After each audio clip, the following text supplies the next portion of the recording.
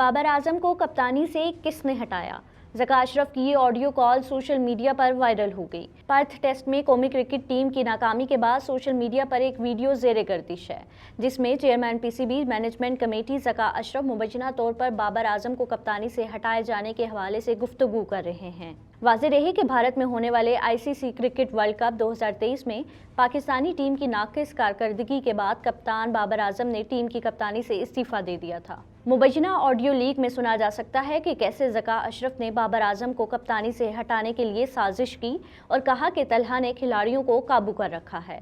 वो इतना तेज़ है कि उसने प्लेयर्स के घर जाकर उनके ख़ानदान से भी ताल्लुकात बना रखे हैं।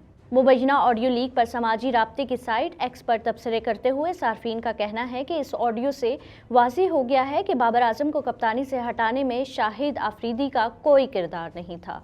इससे कबल ये अफवाहें गर्दिश कर रही थीं कि साबिक कप्तान शाहिद आफरीदी अपने दामाद शाहीन शाह आफरीदी को कप्तान बनाना चाहते हैं और इससे उन्होंने पाकिस्तान क्रिकेट बोर्ड में लॉबिंग करके बाबर आजम को कप्तानी से हटवाया।